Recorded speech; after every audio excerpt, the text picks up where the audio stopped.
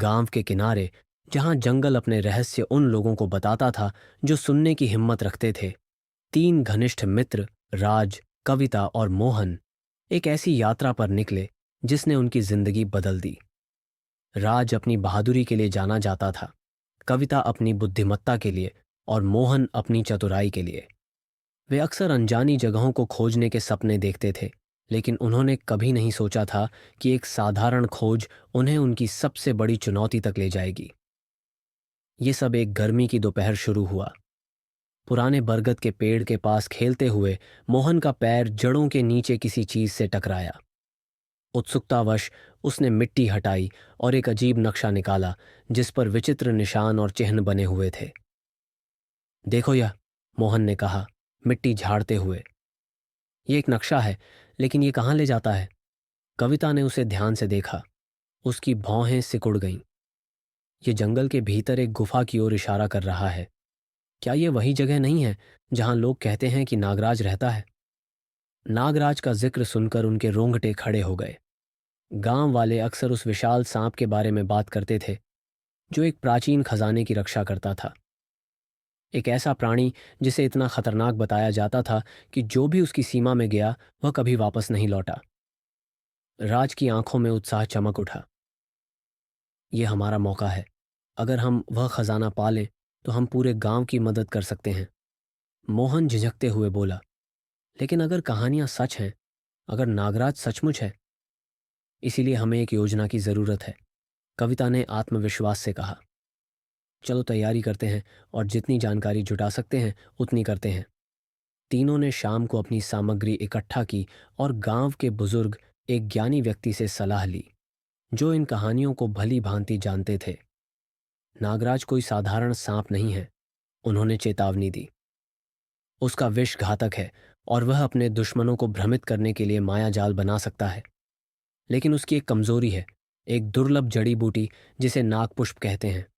यह नदी के किनारे उगती है और चांदनी में हल्की चमकती है। तुम्हें इसका सही उपयोग करना होगा। मित्रों ने उनका धन्यवाद किया और उस जड़ी बूटी की खोज में निकल पड़े।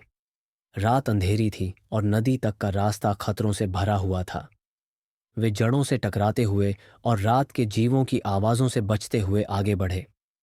जब वे आखिरकार नदी के किनारे पहुंचे तो उन्होंने नागपुष्प की हल्की चमक देखी। वह रही, कविता ने धीरे से कहा।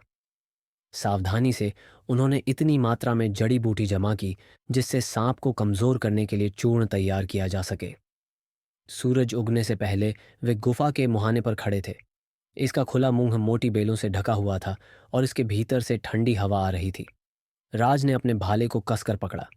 यही है, उसने कहा, साथ रहना और योजना याद रखना।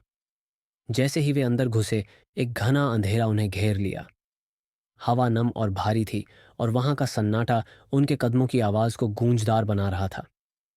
दीवारों पर परछाइयां नाच रही थीं और पानी की बूंदों की हल्की आवाज गूंज रही थी। आगे बढ़ते रहो, राज ने कहा, रास्ता दिखाते हुए। अचानक गुफा में एक धीमी सरसराहट गूंजी। तीनों ठिठक गए जब अंधेरे में दो चमकती आंखें दिखाई दीं। नागराज प्रकट हुआ। उसका विशाल शरीर पिघले सोने की तरह चमक रहा था। उसका सिर जटिल शल्कों से घिरा हुआ था जो हल्की रोशनी में और भी भव्य और डरावना लग रहा था। सांप ने ऊपर उठते हुए अपनी लंबाई दिखाई और बोला, कौन है जो मेरी शरण को भंग करने की हिम्मत करता है? राज ने आगे बढ़कर उसका ध्यान भटकाने की कोशिश की। हम तुम्हें कोई नुकसान पहुंचाने नहीं आए। हम बस वह खजाना ढूंढ रहे हैं जिसकी तुम रक्षा करते हो। नागराज की सरसराहट एक हंसी में बदल गई। तो फिर तुम्हें मेरी क्रोध का सामना करना होगा, सांप झपट्टा और मित्रों ने कार्रवाई शुरू कर दी।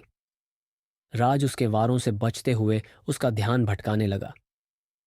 कविता ने नागपुष्प का चूर्ण हवा में फेंका जो सांप के ऊपर एक चमकदार परत बना गया। सांप तड़पने और सरसराने लगा। उसकी हरकतें धीमी हो गईं, लेकिन जैसे ही उन्हें लगा कि उन्होंने बढ़त बना ली है, गुफा का रूप बदल गया। दीवारें लहराने लगीं और अनगिनत सांपों की छवियां दिखाई देने लगीं जो असली नागराज जितनी ही डरावनी थीं। मोहन घबरा गया। असल वाला कौन सा है? कविता की आवाज भ्रम के बीच गूंजी। ये सब माया जाल है। अपनी समझ पर भरोसा रखो और ध्यान लगाओ। अपने होश संभालते हुए मोहन ने नागपुष्प की हल्की चमक असली सांप के शरीर पर देखी। साहस जुटाते हुए उसने पहले से तैयार जाल फेंककर नागराज के सिर को जकड़ लिया। सांप जोर जोर से फड़फड़ाने लगा। उसकी पूंछ दीवारों से टकरा रही थी, लेकिन तीनों ने अपनी पकड़ नहीं छोड़ी। जैसे ही नागराज की ताकत खत्म हुई, उसके भ्रम गायब हो गए और गुफा के पीछे एक छुपा हुआ कक्ष प्रकट हुआ। तीनों ने धीरे धीरे आगे बढ़ते हुए अंदर झांका। उनका दिल तेजी से धड़क रहा था। अंदर उन्हें उनकी कल्पना से परे खजाना मिला। चमचमाते गहनों के ढेर, सोने की मूर्तियां और प्राचीन पांडुलिपियां। लेकिन इन सब के बीच एक चमकता हुआ गोला था जो गर्मी और प्रकाश से भरपूर था। कविता ने उसे ध्यान से देखा। यह सिर्फ एक खजाना नहीं है, यह ज्ञान और शक्ति का स्रोत है। राज ने सिर हिलाया। हम इसका उपयोग गांव की भलाई के लिए करेंगे। जब वे गुफा से बाहर निकले तो गांव वाले उनके चारों ओर इकट्ठा हो गए। उनके चेहरे आश्चर्य और कृतज्ञता से भरे हुए थे।